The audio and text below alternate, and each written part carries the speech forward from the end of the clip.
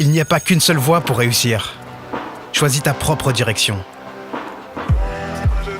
Tu ne ressembles à personne. Tu es unique. Alors construis un projet qui te ressemble. Rejoins une voie ambitieuse et sois fier de ton choix. Rencontre d'autres professeurs, d'autres cours, d'autres façons d'apprendre qui te permettront de réussir.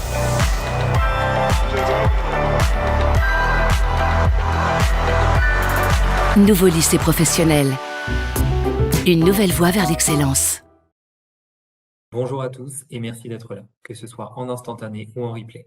Je suis Florian Maréchal, psychologue de l'Éducation nationale au sein du service académique d'information et d'orientation au rectorat de Créteil sur le développement d'outils numériques et d'accompagnement à l'orientation. J'aurai le plaisir d'animer ce webinaire qui s'intitule « La nouvelle voie professionnelle, quelle modalité en heure dédiée ?» Il s'inscrit dans le cadre de la semaine des lycées professionnels qui se déroule en ce moment depuis lundi 6 décembre et jusqu'au 10 décembre. Il s'inscrit également dans le cadre du film annuel de valorisation de la voie professionnelle au collège que vous pouvez retrouver en passant par le site du SAIO de Créteil, dans lequel vous trouverez de nombreuses ressources. Ce webinaire est la continuité d'un premier temps d'échange qui a eu lieu mardi 7 décembre. Je vous invite d'ailleurs à retrouver ce webinaire via le site du SAIO ou le film annuel interactif de la valorisation de la voie professionnelle. L'objectif de ce webinaire est de vous proposer des ressources à utiliser dans le cadre de votre accompagnement auprès de vos élèves dans leur projet d'orientation. Vous y retrouverez plusieurs témoignages, partage d'expériences au sein des collèges, mais aussi une description de plusieurs partenaires et ressources qui sont à votre disposition, et notamment les nouveaux outils de l'ONICEP. Pour débuter, je vais donner la parole à Madame Alexandra, principale du collège Jean-Yves Cousteau à Boussy-Saint-Georges. Bonjour. Vous allez partager avec nous votre positionnement de chef d'établissement qui s'appuie principalement sur une dynamique de collaboration avec vos équipes, mais aussi et surtout avec les parents dans les choix d'orientation post-troisième. Alors plus concrètement, quelle est la place des heures dédiées au sein de votre établissement ? La valorisation de la voie professionnelle et les heures dédiées, ça fait partie en fait d'un plan plus haut, plus général dans le projet d'établissement. En tout cas, c'est comme ça que nous, on essaye de l'aborder. Alors, de manière transversale, ça va toucher effectivement en amont, bien en amont des conseils de classe, la manière dont on s'approprie les élèves en difficulté dans le lien que nous avons avec eux et les familles.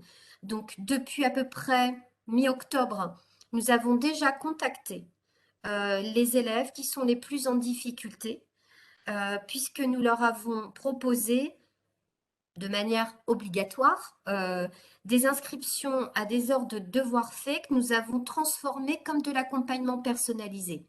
Ça, c'est quelque chose qui est installé dans le projet d'établissement.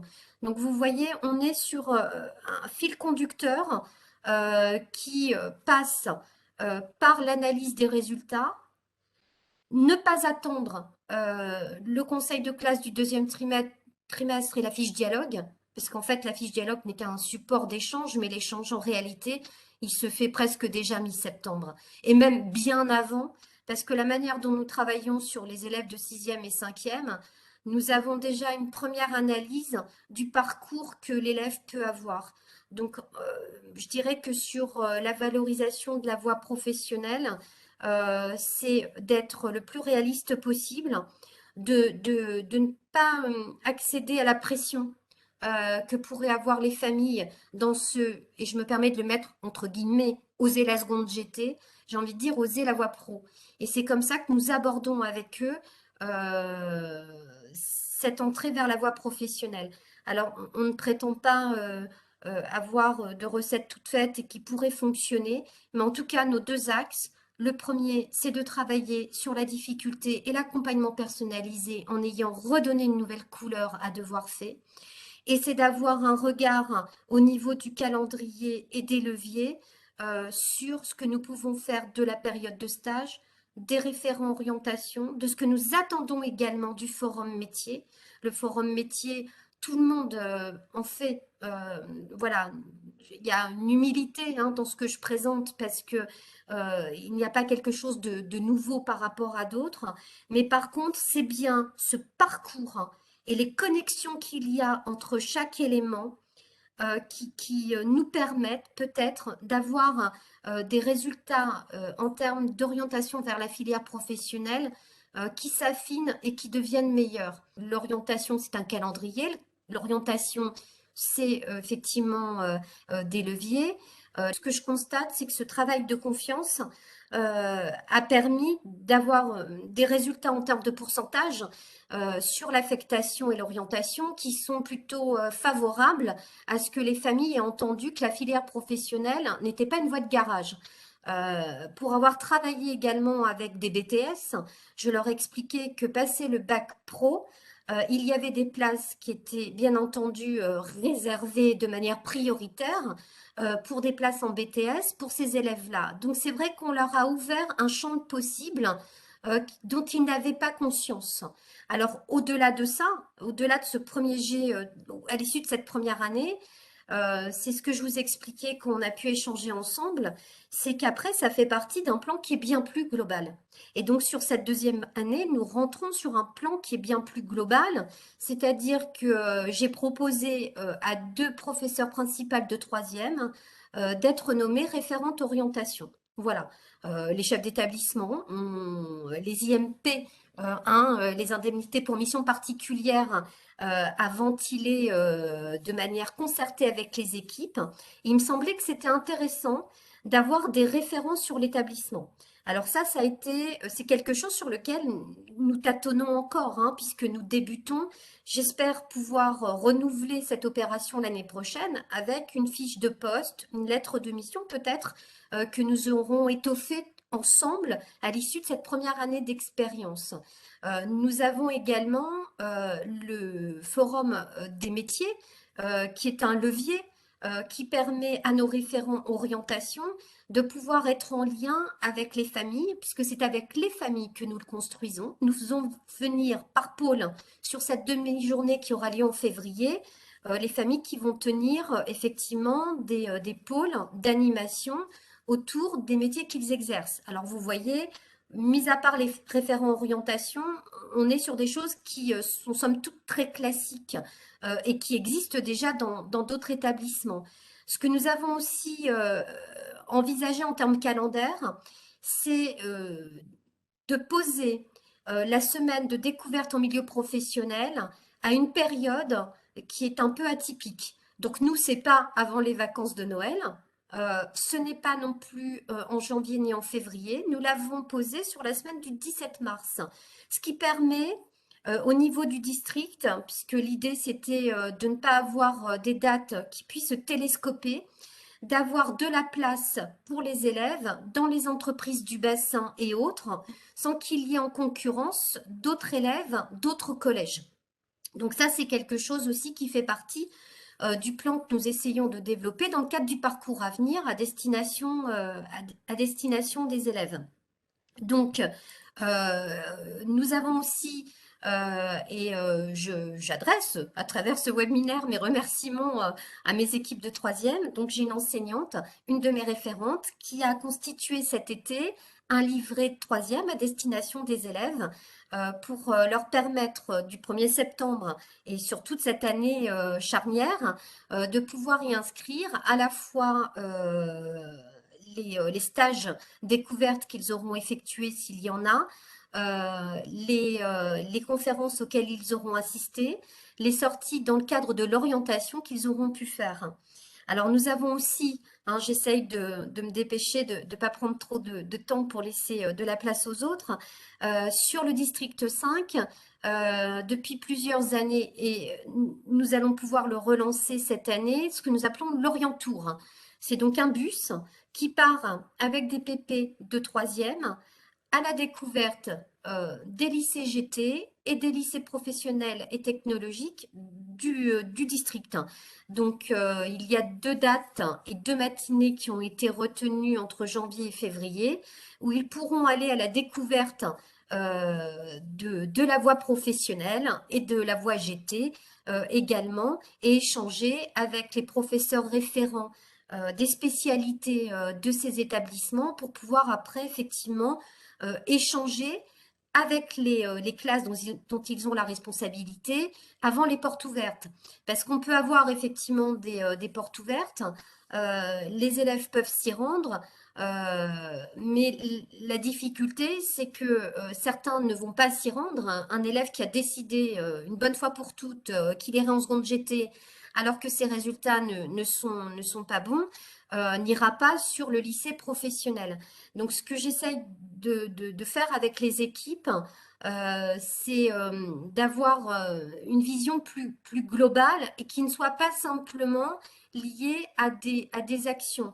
C'est ce que je vous expliquais. J'ai une autre enseignante qui s'est rapprochée du SAIO et donc voilà de Madame Attal pour pouvoir organiser un petit peu la formation à destination des professeurs principaux de troisième sur l'orientation. Donc, et je l'en remercie puisqu'elle elle a permis l'inscription de deux référentes orientation, dispositifs académiques que vous proposez, qui est Trouver sa voie, donc auxquels elles vont pouvoir assister.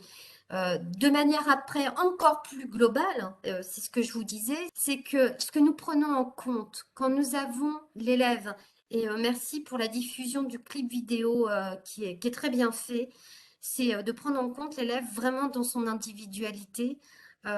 Et la question que nous lui posons, c'est les raisons pour lesquelles la seconde GT, nous le savons pour certains, c'est pour pouvoir suivre les amis dans ce lien social qu'ils ont. Et c'est pas forcément évident parce que symboliquement, ça peut être violent. C'est-à-dire que nous essayons pas de stigmatiser ces élèves. Voilà, je vous relaisse la parole parce que je ne sais pas combien de temps j'ai pris, mais je peux répondre à des questions. Je vous remercie de votre présentation. Merci. Alors, pour aller plus loin et pour illustrer concrètement la collaboration pluridisciplinaire qu'il peut exister au sein des équipes de collège dans l'accompagnement de l'orientation, je vous invite à écouter Madame Cordonnier et Monsieur Flores, professeurs et psychologues de l'éducation nationale au collège Arthur Chaussy de Brie-Comte-Robert. Ils vont nous exposer leur organisation des heures dédiées ainsi que les actions mises en place. Donc, l'occasion de mettre en avant une collaboration indispensable des différents acteurs de l'orientation. Donc moi, je suis Benjamin Flores, je suis professeur d'histoire-géographie au collège Arthur Chaussy à Brie-Comte-Robert, donc en Seine-et-Marne. Moi, je suis professeur principal sur les niveaux 4e et 3e depuis un certain nombre d'années. Donc moi, c'est Marine Cordonnier, psychologue de l'éducation nationale au CIO de Savigny-le-Temple. J'interviens sur 3 établissements, dont Arthur Chaussy, qui est à Brie-Comte-Robert. C'est un établissement assez rural avec un accès au transport en commun plutôt difficile, des formations assez éloignées pour le coup. Et je suis dans cet établissement depuis 3 ans maintenant. Pour compléter sur le profil d'établissement, l'autre spécificité, c'est la taille, puisqu'il y a 850 élèves, 7 classes par niveau, plus une SECPA, plus des élèves ULIS. Donc très gros établissement. Si on met en avant les atouts, c'est la chance d'avoir des équipes qui sont stables au global, aussi au niveau des professeurs principaux. Et c'est ce qui permet du coup de mettre en place des dispositifs pérennes chaque année, donc des réunions d'information. En début d'année, on fait, alors c'est l'avantage que ce soit quasiment toujours les mêmes professeurs principaux, on fait une réunion en début d'année justement pour faire un point sur les actions qu'on va mener, pour avoir une sorte de calendrier pour voilà, l'orientation, que ce soit en 4e ou que ce soit en 3e. Ça nous permet en fait d'avoir une certaine visibilité sur l'année et de ne pas se retrouver au mois de juin avec voilà, des élèves pour lesquels rien n'aurait été travaillé. Ouais, ça nous permet aussi de faire des bilans sur les dispositifs qu'on met en place, les étendre, c'est ce qu'on fait des fois, donc on étend des dispositifs sur les niveaux 4e, on les repositionne en 4e pour cibler d'autres dispositifs sur le niveau 3e, l'idée étant d'accompagner les élèves dans leur projet d'orientation de la 4e à la 3e, par des dispositifs collectifs, donc on a des moments forts dans l'année. Ouais. Semaine de l'orientation, oui, où Il y a des interventions par classe, hein, les élèves peuvent réaliser l'escape game du CIO de Savigny. Oui, on a des lycées professionnels qui viennent présenter les formations, des CFA. On a sur une semaine, que ce soit en troisième ou en quatrième, ils font vraiment quasiment que ça sur toute la semaine. Mais dans tous les cas, on a en fait, tout au long de l'année, ils ont des choses. Peu importe que ce soit des séances en vie de classe, que ce soit des séances en classe, des réunions avec les parents. On a une semaine de la citoyenneté. On a quasiment chaque mois une action pour les élèves. Et l'idée, c'est de travailler en complémentarité avec PsyEN et professeur principal pour qu'on soit complémentaires et pas qu'on fasse la même chose. On peut faire des séances en co-animation, mais on a aussi des parties où on va agir individuellement. Et je pense que ça, c'est important justement dans le message qu'on communique aux élèves. Les élèves voient qu'on travaille ensemble, qu'on a un message qui est cohérent en termes d'estime de soi, de projection dans le projet futur, d'aborder la voie générale comme la voie professionnelle sur un plan d'égalité, comme étant des leviers pour s'épanouir, pour être en avenir. Et de l'importance justement de construire ce projet en lien avec le professeur principal, avec la PsyEN de l'établissement, tout au long de leur année de quatrième et de troisième. On prend beaucoup de temps, que ce soit des réunions formelles ou des temps vraiment informels, pour qu'on ait une cohérence dans nos propos, pour que les élèves n'aient pas affaire à des propos qui peuvent être contradictoires et qui les perdent dans leur réflexion. Alors, le collège Arthur Chaussy, c'est un établissement où on a un fort taux de passage sur de la voie pro, contrairement aux établissements de notre secteur.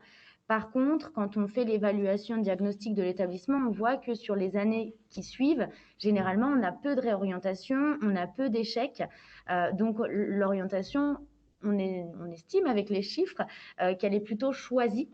On a des entretiens concertés d'orientation où il y a le professeur principal, la chef d'établissement, la psychologue de l'éducation nationale, où vraiment on fait un point avec les familles. On essaie au maximum d'inclure les familles dans le travail d'orientation.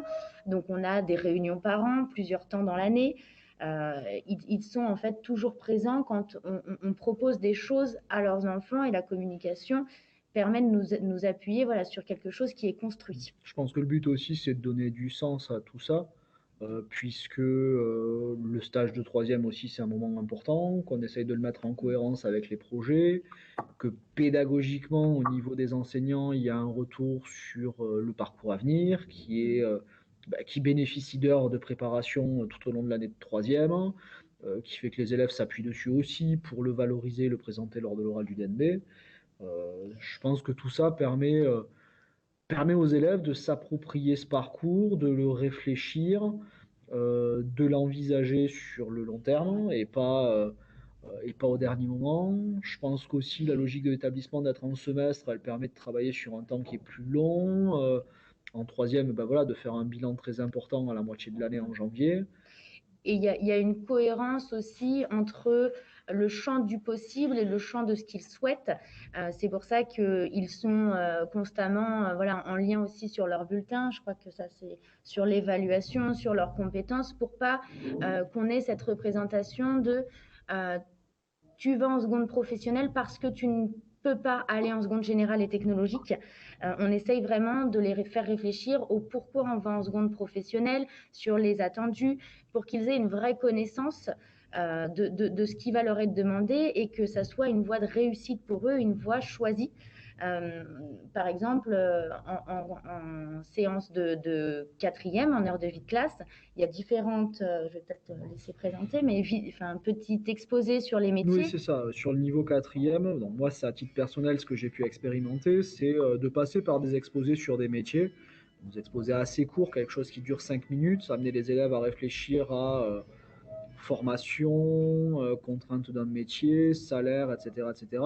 Dans tous les cas, le but de ces exposés, c'est d'être un prétexte à la discussion, d'aborder comment on se projette dans un métier, comment on se forme pour un métier, pour voir qu'il y a une diversité énorme, qu'il y a plusieurs voies d'accès, que tel type de formation n'aboutit pas forcément à un bon ou un mauvais salaire, hein, ben, ça permet finalement à chaque fois de casser des représentations et de voir que les choses, elles sont complexes, hein, et qu'elles sont à construire, quoi. Et finalement, de passer par ces exposés pour rentrer dans l'information. Pas faire un tableau où on impose au quatrième, qu'est-ce qu'il y a après la troisième, il y a ça, il y a ça, il y a ça, mais essayer d'y donner du sens par de la recherche et par de la discussion. Oui, et ça les prépare aussi à l'oral qu'ils auront à passer l'année prochaine. Donc, l'orientation, elle est vraiment intégrée à leur enseignement en réalité. On avait un petit peu avant tendance à se focaliser vraiment sur le niveau troisième, faire des interventions vraiment sur le niveau troisième. Depuis 2 ans, je dirais, on a intégré le niveau quatrième. Donc maintenant, il y a les heures dédiées sur le niveau quatrième. Mais même en amont, l'idée, c'était que la quatrième, ils aient le panel d'informations et qu'en troisième, on puisse travailler quelque chose de plus personnel. C'est pour ça que sur le niveau quatrième, ils ont, par exemple, pendant la semaine de la citoyenneté, ils ont des interventions, notamment sur l'estime de soi, mais ils vont aussi cette année passer l'escape game du CIO de Savigny-le-Temple pour pouvoir avoir accès à l'information et qu'en troisième, on ne soit pas dans l'urgence. On est parti du principe que plus tard, même si on sait qu'il y a une temporalité, que ce sont des adolescents, que parfois ils oublient les choses, c'est important qu'on les informe le plus tôt possible. L'enjeu de notre établissement, c'est la masse d'élèves à gérer et le peu de temps qu'on a, puisque une cohorte d'élèves d'un niveau, elle représente plus de 150 élèves. L'enjeu, c'est ça, c'est qu'en troisième, le plus rapidement possible, l'info de base, les élèves l'aient pour aller sur de l'accompagnement individualisé. Et ben, c'est là où la liaison avec Marine, qui est psy-EN, est souple. On peut assez facilement transmettre l'information, avoir un retour et passer à un suivi individualisé des élèves. Parce qu'en troisième, c'est ça l'objectif. Chacun a son objectif, comment on le conçoit, comment on le valorise et comment on les accompagne. Du coup. Après, je pense que on travaille. Enfin, ce qui fait que ça fonctionne plutôt bien en termes d'orientation dans notre établissement, c'est qu'on prend énormément de temps pour échanger, pour avoir des débriefs sur ce qui a pu être perçu, parce qu'en tant que psychologue de l'éducation nationale, généralement, on intervient en classe vraiment ponctuellement et on ne sait pas comment les élèves s'en sont saisis. Et alors nous, on a pour habitude de justement faire un point après pour voir ce qui a fonctionné dans la séance, ce que les élèves ont pu retenir et de savoir voilà, de quelle mesure les séances peuvent être améliorées, autant pour les psy-EN que pour les professeurs principaux. Et ça nous permet en fait chaque année de retravailler ce qui est le mieux pour les élèves. Cette année, on a les professeurs principaux qui ont participé à la formation pour le stage, pour savoir comment voilà, on pouvait encore plus valoriser le stage de troisième. Donc, on a quand même beaucoup de réunions et beaucoup de temps pour pouvoir élaborer les choses. Et en chaque fin d'année, on fait un bilan en réalité de ce qui fonctionne et de ce qu'on remet en place ou non. Du coup, et je pense que pour nous, la clé de la valorisation de la voie pro, c'est d'arriver à basculer rapidement sur du suivi individuel d'élèves pour que ce soit des projets qui soient conformes à eux, ce qu'ils peuvent faire, les lycées qui sont accessibles aussi compte tenu de nos contraintes. Et en fait, c'est d'arriver à contourner la difficulté de notre collège qui est sa taille, par une communication étroite en utilisant la stabilité des équipes et le suivi le plus régulier possible. Quoi. Avec de la communication et surtout un travail en amont et pas que en troisième. Alors, après avoir entendu ces 2 partages d'expériences de terrain, je vous propose d'écouter Madame Emmanuelle Attal, chargée de mission accompagnement à l'orientation au SAIO de Créteil. Donc, cette intervention sera l'occasion de rappeler le cadre institutionnel des heures dédiées au collège, mais aussi d'aborder les ressources internes et partenariales utiles à leur mise en place. Bonjour à tous. Alors, je suis Emmanuelle Attal, je suis chargée de mission accompagnement à l'orientation au service académique d'information et d'orientation du rectorat de Créteil.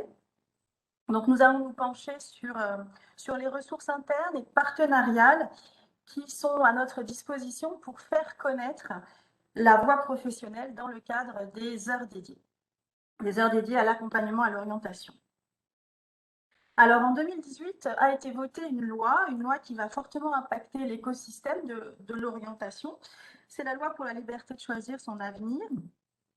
Et cette loi, elle va instaurer un nouveau cadre institutionnel et ouvrir de nouvelles perspectives dans l'accompagnement des jeunes dans leur parcours de formation.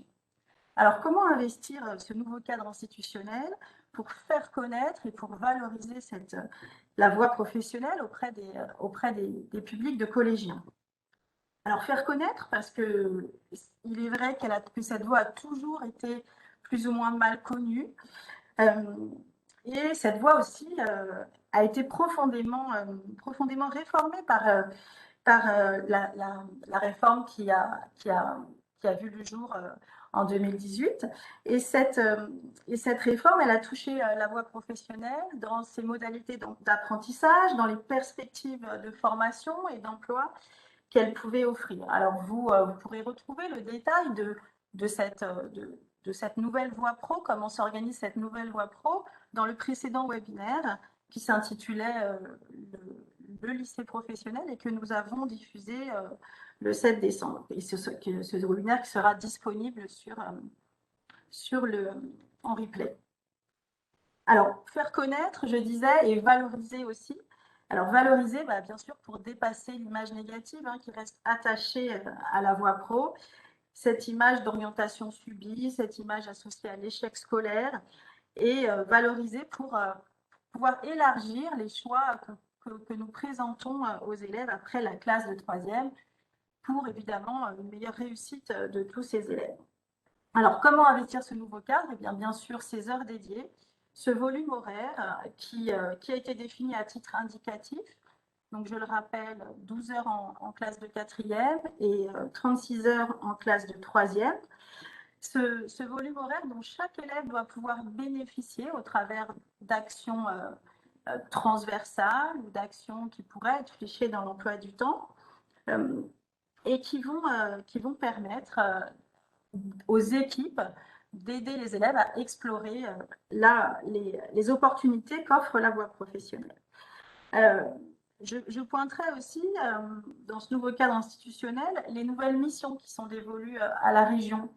Et cette loi dont je parlais, elle donne aux régions une nouvelle mission qui est les régions se retrouvent chargées d'organiser l'information sur les métiers et les formations. Donc, on a une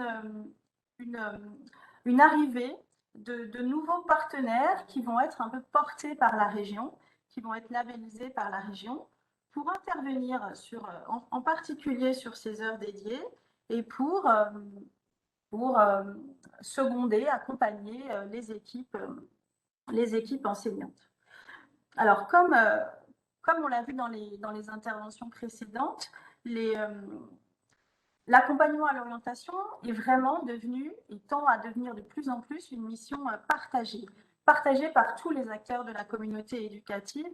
Et c'est vraiment une condition de réussite. Madame Alessandra le disait très bien, sans les parents, sans la confiance qu'on peut instaurer avec les parents par un accueil, par un dialogue systématique qui est vraiment basé sur la concertation et la coéducation, bien sans ces acteurs essentiels, on ne peut pas avancer. On voit aussi dans l'intervention de M. Flores et Mme Cordonnier à quel point il est important que les acteurs parlent d'un même discours, aillent dans le même sens. Donc, c'est vraiment, on comprend à travers ces deux interventions, déjà que la mission doit être partagée, qu'elle doit être pensée collectivement, qu'elle doit être pensée en amont, mais aussi au fil de l'eau, qu'elle doit être pensée en cohérence sur les 2 ans, la 4e et la 3e, avec pour chaque niveau ses objectifs et ses repères à poser. Et l'objectif de cette mission partagée, c'est vraiment que le jeune se sente entouré, se sente inscrit dans un parcours qui sera forcément progressif avec des étapes et avec, comme le disait Madame Cordonnier et Monsieur Flores, des bilans intermédiaires. Voilà, ils sentent qu'autour d'eux, il y a une dynamique, qu'ils ne sont pas seuls, qu'il y a un parcours et qu'ils seront accompagnés. Donc, vont pouvoir s'organiser dans le cadre de ces heures dédiées, je le disais, des actions d'information et de découverte des métiers et des formations de la voie professionnelle. Alors, entre autres, hein, bien sûr, et aujourd'hui, on se focalise sur la voie professionnelle, mais les heures dédiées ne sont pas évidemment réservées à valoriser la voie professionnelle. Donc, vont s'organiser des actions avec des interventions en classe, pourquoi pas, ou en tout cas dans les locaux scolaires, d'organisations, de partenaires qui vont porter des actions éducatives, des séquences éducatives, et qui seront donc invités à intervenir auprès des élèves. Alors, si on se penche un peu plus sur l'action de ces partenaires, quelles actions peuvent-ils mener, à quel moment dans le temps scolaire, qui sont ces partenaires, comment les identifier, comment prendre connaissance de leur offre éducative et comment les solliciter. Alors, nous avons à l'écran le site du SAIO sur lequel vous retrouverez toutes les informations qu'on a pu donner aujourd'hui. Sur ce site, nous avons créé un document que vous voyez sur le menu à gauche, que nous avons nommé le film annuel de valorisation de la voie professionnelle. Donc, ce film annuel, alors sur lequel, voilà, ce film annuel, il a été pensé pour accompagner les équipes éducatives dans le collège, les équipes de collège, pour synthétiser, pour avoir une meilleure lisibilité et visibilité de tous les temps forts, de toutes les ressources que l'on peut mobiliser pour faire connaître la voie professionnelle. Alors, c'est un film qui est évidemment complètement interactif et sur lequel vous allez vraiment retrouver énormément de ressources, que ce soit des ressources pédagogiques ou des ressources partenariales, des ressources institutionnelles. Voilà, donc je vous invite à aller visiter ce site. Alors, je reviens sur les actions. Donc, quelles actions? Alors, donc, beaucoup ont déjà été citées. Madame Alessandra a expliqué l'intérêt et le soin qu'elle apportait à la préparation de son forum des métiers. Voilà, c'est souvent des organisations locales qui sont ancrées dans le local et c'est en ça qu'elles sont enrichissantes. On peut retrouver aussi des salons thématiques à l'extérieur ou de l'établissement, ces salons thématiques autour de filières de la voie professionnelle. Vous envoyez, voilà, vous aurez accès sur le site à tous ces salons. On peut aussi évoquer tout ce qui est visite à l'extérieur, les visites de lycées professionnels et en particulier des plateaux, ceux qui bénéficient de plateaux techniques. C'est souvent très intéressant pour les élèves et les enseignants de pouvoir être sur ces lieux de formation, les CFA. Donc, toutes ces visites, toutes ces journées portes ouvertes, elles sont aussi centralisées pour avoir l'information sur ces journées portes ouvertes sur une application.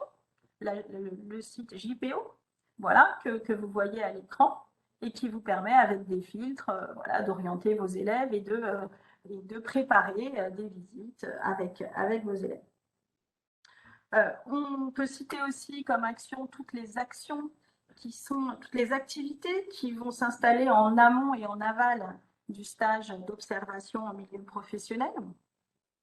Donc, ce stage, voilà, c'est vraiment l'occasion de découvrir et de s'installer un petit peu, de se projeter dans le monde professionnel et pourquoi pas dans les filières de la voie professionnelle. Donc, voilà, nous avons construit aussi sur le film annuel un déroulé et nous avons regroupé toutes les ressources qui peuvent vous aider à accompagner, comme je disais, en amont et en aval, le stage de troisième pour profiter au mieux de cette séquence de découverte.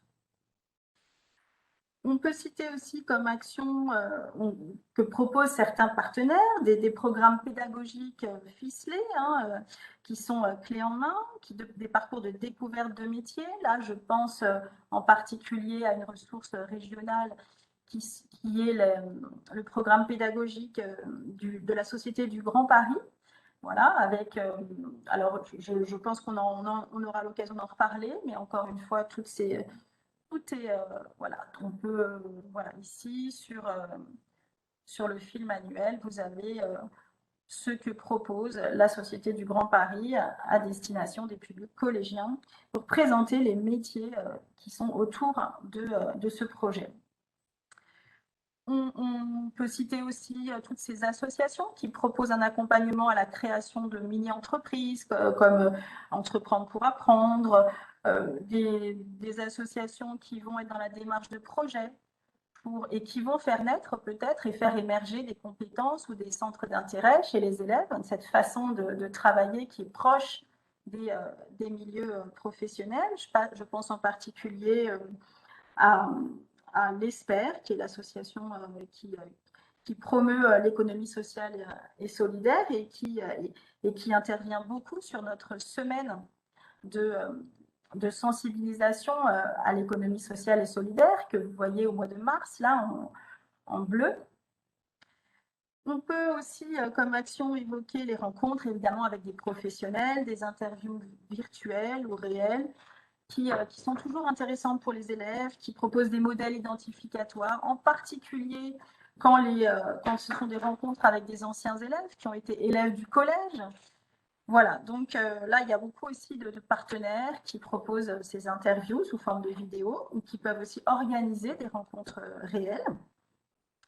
Je pense aussi à la participation à des concours comme Je filme le métier qui me plaît ou la compétition internationale des WorldSkills sur les métiers de la voie professionnelle, qui sont des occasions, voilà, de se pencher sur des gestes professionnels, sur des codes professionnels et vraiment se projeter dans un univers professionnel. Alors, comment ces actions peuvent-elles être menées? Alors là, les modalités sont différentes selon l'organisation qui a été décidée dans l'établissement. Parfois, on peut retrouver ces heures dédiées fléchées dans les emplois du temps quand elles ont été investies dans la DSG. On peut aussi consacrer l'accompagnement, l'heure de vie de classe à l'accompagnement à l'orientation.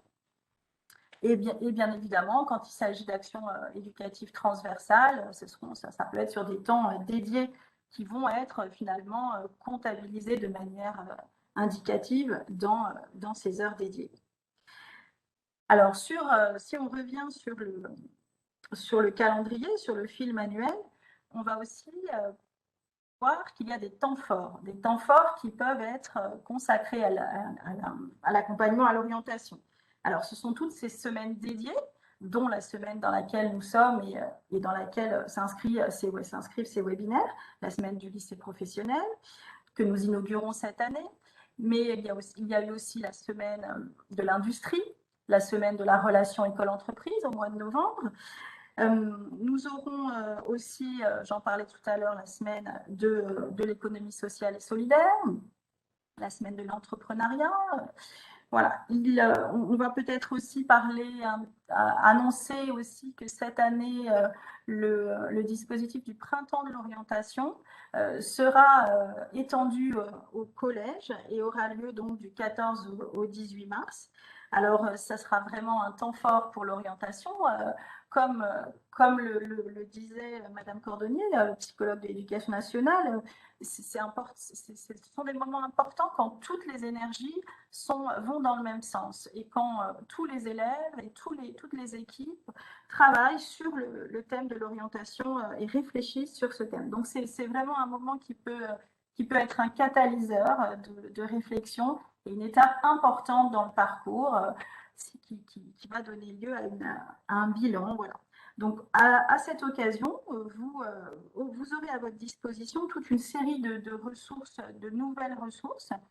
Je pense à un kit ONICEP qui permettra aux élèves de personnaliser leur parcours, des ressources en autonomie, des conférences à destination des parents.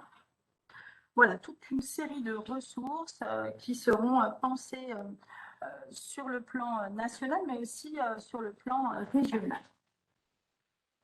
Alors maintenant, quels partenaires, qui sont ces partenaires? Alors, on retrouve des associations, des fondations d'entreprises, des collectifs locaux d'entreprises, des chambres de commerce, des représentants de branches professionnelles. Tous ces partenaires auront été sélectionnés par la région via un processus de labellisation. Mais bien sûr, localement, leur intervention et la construction d'actions pédagogiques doivent aussi répondre à un cahier des charges local. Il faut que ce soit en cohérence avec le projet, avec le volet d'orientation, qu'il y ait un ancrage territorial et que, bien sûr, ces activités soient co-construites avec les équipes et qu'elles soient validées par l'expertise des psychologues de l'éducation nationale. Alors, comment entrer en contact avec ces partenaires? Comment les solliciter? Donc, vous avez sur le portail régional d'information à l'orientation, qui est accessible via notre site, le portail Oriane, vous avez dans l'onglet Espace professionnel une liste de ces partenaires qui vont être regroupés, voilà, qui s'appelle la bande des partenaires. Et ces partenaires vont être regroupés en plusieurs dispositifs qui sont un petit peu plus dédiés. Le dispositif OLIN, qui est dédié à l'égalité filles-garçons, le programme École-Entreprise, et vous retrouverez aussi le club des partenaires. À l'intérieur de ces dispositifs que j'ai cités, on va avoir toute une constellation de partenaires qui vont proposer précisément des offres et vous pourrez accéder à ces offres et les étudier pour voir si elles correspondent à vos besoins et aux besoins de vos élèves. Voilà, et évidemment toujours très souvent en lien avec le monde de la voie professionnelle. Je vous remercie et je laisse la parole à Monsieur Maréchal.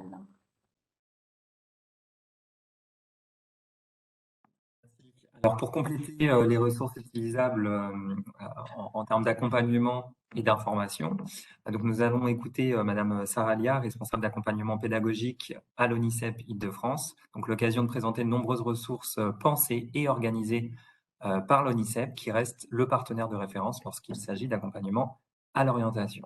Alors, bonjour à toutes et à tous. Donc, je m'appelle Sarah Lia, je suis responsable d'accompagnement pédagogique à l'ONICEP Île-de-France et donc je vais vous présenter ce que propose l'ONICEP sur la voie professionnelle en termes de ressources pédagogiques, mais aussi en termes d'outils d'information. Mon intervention s'organisera de la manière suivante. Donc, je vais d'abord vous présenter notre banque de ressources pédagogiques et je ferai un zoom particulier sur le projet pédagogique, enfin sur un projet pédagogique francilien dont vous a un peu parlé Emmanuel. Puis j'aborderai ce qu'on appelle les films annuels de l'horaire dédié à l'orientation. Et enfin, je mentionnerai quelques outils d'information. Alors, l'une des missions de l'ONICEP, c'est d'accompagner les équipes éducatives à la mise en place des heures dédiées à l'orientation. Et pour cela, nous avons, entre autres, conçu un corpus de ressources pédagogiques, donc des séances, des séquences, des ressources en tant que telles et aussi des activités à réaliser par les élèves en autonomie. Il en existe environ 500 qui ont été triés par thématique et par niveau pour donner naissance à des catalogues. Donc on en a 4, le collège, le lycée général et technologique, le lycée professionnel et les ressources en autonomie. Pour les retrouver, j'ai mis le lien en bas de slide, là vous pourrez cliquer dessus et tous les retrouver. Celui que vous voyez à l'écran vous concerne plus particulièrement puisqu'il s'agit du catalogue des ressources pour le collège. Dedans, on y trouve donc toutes les ressources destinées au niveau 4e et 3e, des classes ordinaires, mais aussi des classes de SECPA, ULIS, UPE2A, prépa métier. Et donc, à titre d'exemple, on en a cité 3, j'en ai cité 3, donc mettre en lien vos compétences et vos intérêts et vos centres d'intérêt, avec celles associées à un métier qui est plutôt destiné au 4e, vérifier vos connaissances sur l'apprentissage, qui est plutôt pour le niveau 3e, et WorldSkill, s'informer sur la voie professionnelle et l'apprentissage, qui peut correspondre au niveau 4e et 3e.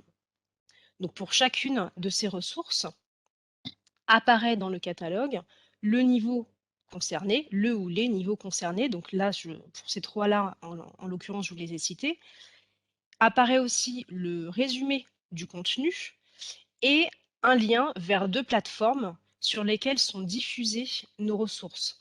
Parce que les catalogues, en fin de compte, c'est des catalogues, c'est un inventaire, en fin de compte, des ressources. On n'accède pas directement à la ressource, il faut aller sur les plateformes qui les hébergent.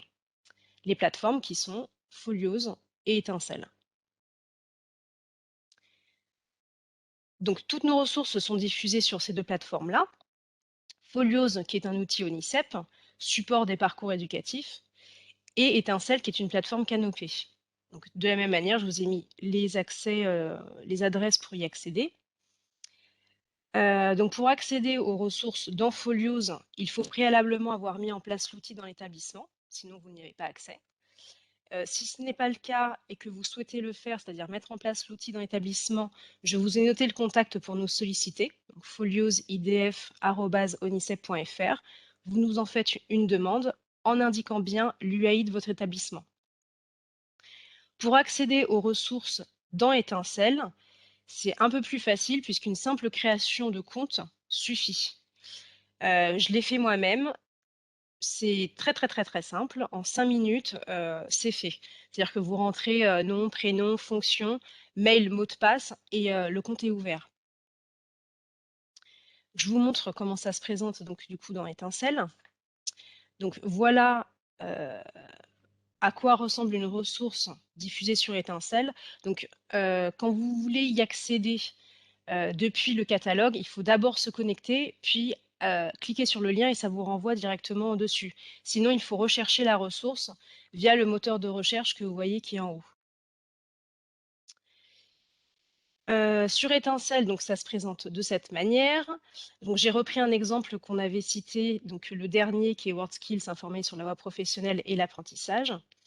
Les séances, toutes nos séances ont un format qui est très cadré. C'est en fait le cadre Étincelle qu'on a repris après dans Folios.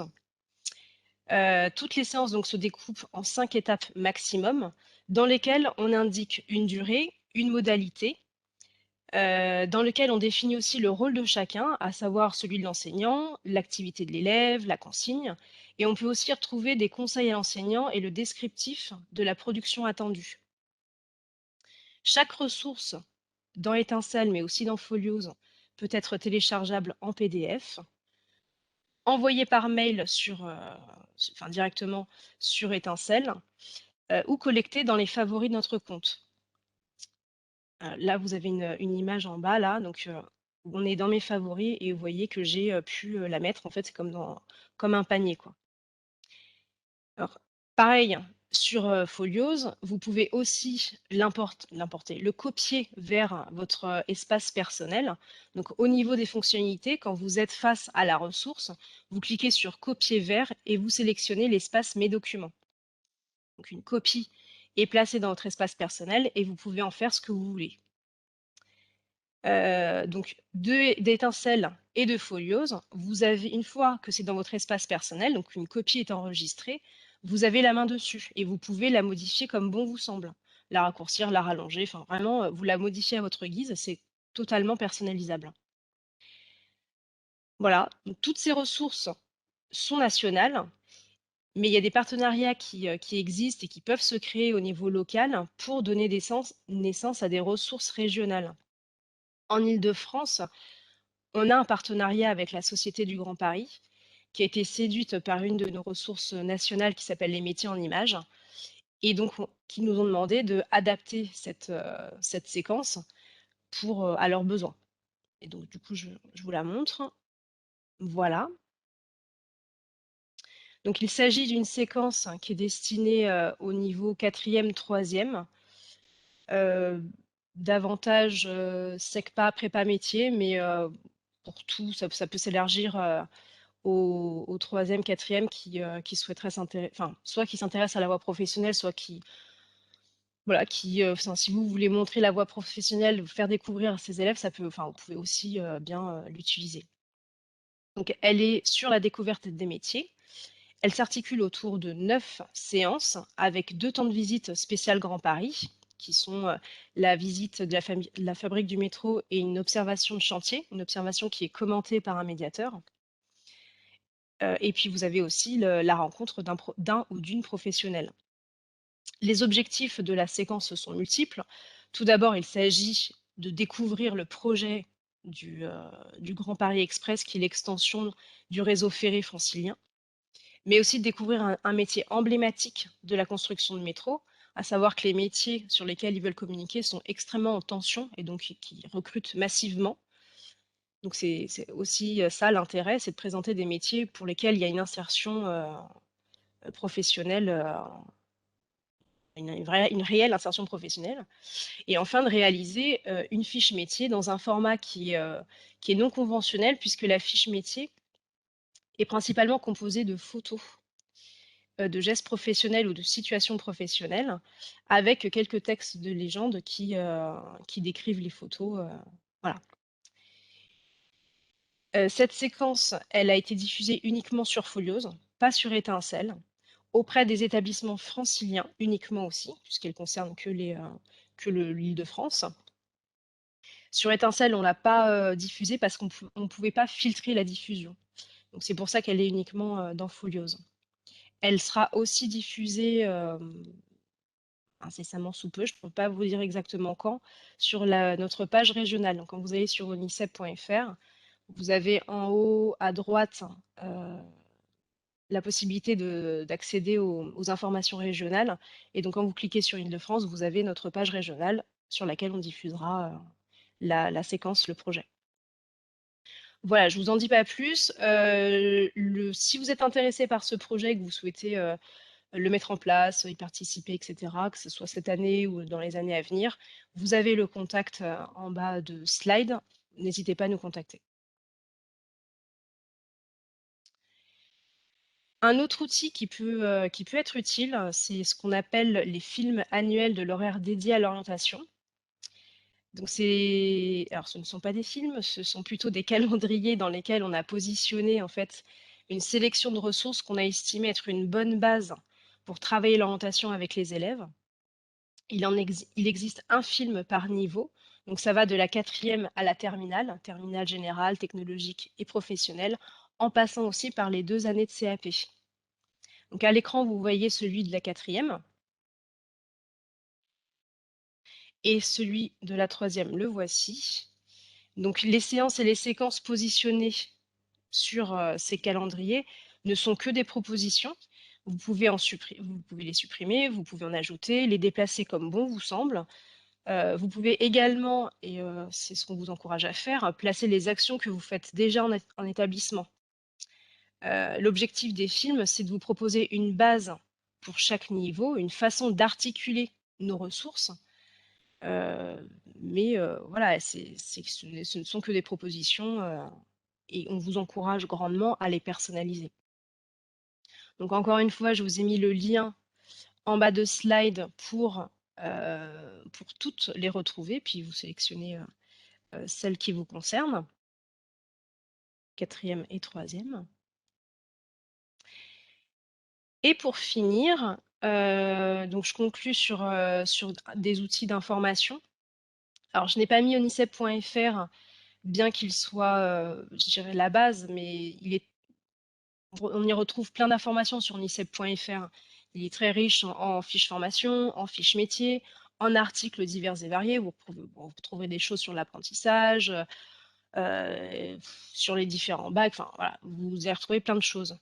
On y retrouve aussi des regroupements de métiers par secteur ou par centre d'intérêt, des quiz. Voilà, je vous invite à aller sur onicep.fr. Mais je ne l'ai pas sélectionné parce qu'il me semblait plus connu que d'autres sites que j'ai choisi du coup pour les mettre en lumière. Donc d'abord Onicep TV qui est en haut là, qui est notre banque vidéo Onicep. On y trouve plus de 1500 vidéos sur les métiers, les formations, les choix de vie, les parcours. La vidéo, c'est un format qui fonctionne bien avec les élèves, donc c'est pour ça que je l'ai sélectionné, et d'autant plus sur la voie professionnelle, parce qu'on peut y voir les gestes professionnels, les situations professionnelles, je trouve que c'est particulièrement adapté. Et pour finir, le site qu'on a dédié à la voie professionnelle, qui s'appelle Nouvelle Voie Pro, qui reprend du coup tout le contenu éditorial sur la voie professionnelle, mais qui en plus guide l'élève dans sa découverte de la voie professionnelle en l'amenant à se positionner ou pas sur la voie professionnelle, à découvrir les métiers, les formations, à choisir, etc. Donc, vous voyez, en fait, le site est organisé en 5 étapes. Vous avez la première étape qui est je m'interroge, la deuxième je découvre, la troisième je choisis, quatrième je vis ma voie pro, cinquième je réussis. Et tout au long de ces étapes, vous avez différentes ressources qui apparaissent. L'étape 1, vous voyez, il y a la voie pro transformée, un quiz, etc., des portraits de professionnels. Voilà. Donc, c'est le site sur la voie professionnelle. Pareil, les liens vers les sites qui sont indiqués. Et voilà, donc je vous remercie. J'ai été très synthétique. On a un peu dépassé le temps, je crois, mais du coup, ça tombe bien. Je vous remercie pour votre attention. Le SAIO, j'ai confié au SAIO le PowerPoint, donc vous pourrez le retrouver en plus du replay pour avoir les liens et les contacts. Et pour tout complément d'information, n'hésitez pas à nous contacter, moi et mes collègues. L'adresse de contact est ici. Voilà, encore une fois, merci et on reste à votre disposition.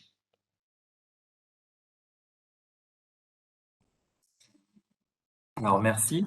Avant de laisser la parole à Monsieur Gaffin qui conclura cette série de webinaires, je voulais vous remercier de votre participation, de la participation des intervenants, mais aussi de votre participation à tous. Voilà, donc je vous remercie et je vous laisse la parole, Monsieur Gaffin. Il faut que je vous donne la parole déjà, je crois. Hop, voilà. Mon son, est-ce que vous m'entendez? Oui. Très bien. Écoutez, je vais conclure assez rapidement. S'achève aujourd'hui notre cycle de 2 webinaires destinés à la valorisation de la voie professionnelle dans le cadre des heures dédiées spécifiques en collège. Au nom du SAIO, en tant que chef de service adjoint, je remercie tous les intervenants pour le temps consacré, pour la richesse et la pertinence de leur complémentarité de leur intervention. Je suis sûr que vous aurez trouvé tous et toutes des informations nécessaires à l'accompagnement de vos élèves. Un grand merci aussi à Emmanuel Attal et à Florian Maréchal, nos 2 chargés de mission du SAIO qui ont su, avec conviction et patience, construire le programme de ces 2 webinaires. Nous espérons que ces sessions vous auront servi pour accompagner les familles, pour accompagner les élèves et faire en sorte que les orientations soient le mieux pour chacun des élèves dont on a la charge. Toutes les ressources évoquées mardi et ce matin sont disponibles sur le site du SAIO de Créteil et les enregistrements des 2 webinaires le seront aussi très prochainement lorsque M. Maréchal aura fait les montages. Merci à tous et bonne journée.